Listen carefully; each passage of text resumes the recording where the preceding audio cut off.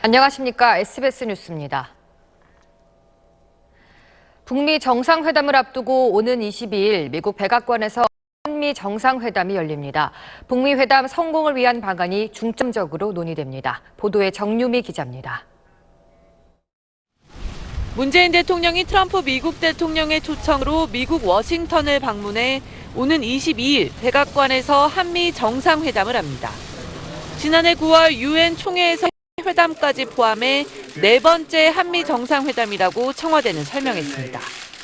문 대통령이 언제 미국으로 출발해 얼마 동안 머무를진 정해지지 않았습니다. 청와대는 두 정상이 한반도 정세의 진전을 위한 공조를 계속할 거라며 특히 북미 정상회담을 성공적으로 준비하기 위한 방안에 대해 중점 논의할 거라고 강조했습니다. 북미 정상회담에서 한반도의 완전한 비핵화 실현을 위한 구체적 실행 방안이 나올 수 있도록 한미 정상이 미리 만나 조율하겠다는 겁니다. 두 정상의 만남에 앞서 정의용 안보실장이 미국을 방문해 볼턴 미국 백악관 국가안보보좌관을 만나 성공적인 북미 회담 방안은 물론 북미 회담 이후 상황에 대해서도 협의했습니다. 문 대통령은 한미 정상회담에 앞서 오는 9일 일본에서 열리는 한중일 정상회의에도 참석해 판문점 선 이행을 위한 협력 방안을 논의할 예정입니다.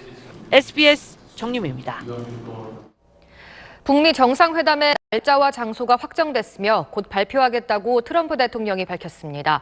논란이 된 주한미군 철수론도 트럼프 대통령이 직접 정리했습니다. 워싱턴 손성민 특파원입니다. 트럼프 대통령은 텍사스 행사장으로 가기 전에 북미 정상회담 날짜와 장소가 정해졌다며 곧 발표할 것이라고 예고했습니다. The trip is being scheduled. We now have a date and we have a location. We'll be announcing it soon. 트럼프 대통령은 또 모든 게 합의가 됐다고 말해 북한과 이견이 해소됐다는 점을 강조했습니다. 최근에 트럼프 대통령이 유력 후보지로 거론한 판문점과 미국이 선호해온 싱가포르 가운데 선택 결과가 주목됩니다. 북미 회담 의제와 관련해선 트럼프 대통령은 주한미군 철수 문제는 협상 테이블에 없다고 못을 박았습니다. 트럼프 대통령이 국방부에 주한미군 감축 옵션을 검토하시했다는 어제 뉴욕타임스 보도를 일축한 겁니다. 다만 트럼프 대통령은 미래의 어느 시점에는 비용을 줄이고 싶다고 말해 철수나 감축이 아닌 주둔 비용 문제를 별도로 제기할 가능성은 열어뒀습니다. 워싱턴에서 SBS 손성민입니다. 검찰이 이른바 물벼락 갑질로 조사를 받고 있는 조현민 전 대한항공 근무에게 경찰이 신청한 구속영장을 기각했습니다. 어제 저녁 검찰은 피해자 2명이 모두 처벌을 원하지 않아 공소 제기가 어렵고 업무방해 혐의는 법리상 다툼의 소지가 있어 구속영장을 기각했다고 밝혔습니다. 폭행 피해자 2명 가운데 1명은 경찰 수사 단계에서 처벌을 원치 않는다고 밝혔고 다른 1명도 영장이 신청된 이후 검찰에 처벌 불원서를 제출한 것으로 알려졌습니다. 김경수 의원이 참고인 신분으로 경찰에 출석해 23시간 동안 밤샘 조사를 받고 오늘 오전 귀가했습니다. 댓글 조작 혐의로 재판에 넘겨진 드루킹과 연락을 주고받았다는 의혹에 대해선 충분히 소명했다고 했습니다. 김기태 기자의 보도입니다. 김경수 의원이 다소 지친 얼굴로 경찰청사를 빠져나옵니다. 어제 오전 10시쯤 참고인 신분으로 경찰에 출석한 김 의원은 23시간이 넘는 밤샘 조사를 받았습니다. 어제 오늘 긴 시간에 걸쳐서 충분히 설명하고 소명했습니다. 자유한국당도 이제는 국민들을 위한 역할과 책임을 다해 주시기 바랍니다. 김 의원은 이제 경남지사 선거에 집중하겠다는 입장을 밝혔습니다. 저는 이제 경남으로 내려갑니다. 새로운 경남을 위해 온몸으로 뛰면서 경남을 땀으로 적시겠습니다. 김 의원은 경찰 조사에서 2016년 6월 드루킹을 처음 만났고 이후 7, 8차례 만났다고 밝혔습니다. 경공모에 대해서는 다른 문재인 팬클럽 모임과 비슷한 모임으로 생각했다고 진술한 것으로 전해졌습니다. 김 의원은 또 드루킹이 선풀 활동을 했다고 알고 있었고 댓글 순위 조작을 한 것은 언론 보도를 통해 알게 됐다고 진술했습니다. 보좌관 한모 씨가 드루킹 측으로부터 500만 원을 받은 사실을 뒤늦게 확인한 뒤 직접 반환을 지시했다고도 설명했습니다.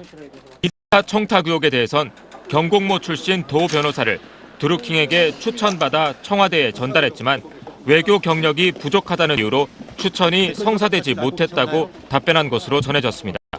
SBS 김기태입니다. 미국 하와이 킬라우에아 화산 주변에서 현지 시간으로 오늘 오전 12시 32분쯤 또다시 규모 6.9의 강진이 발생했다고 미국 지질조사국이 밝혔습니다. 이따 지진으로 분화구 바닥이 내려앉으면서 더 많은 용암이 분출될 것으로 하와이 화산 관측소는 우려했습니다. 어제 오후부터 화산 분화구에서 흘러나온 용암은 주택과 일부 도로를 덮었고 가옥 2채가 불에 탔으며 주민 1,500여 명이 대피한 상태입니다.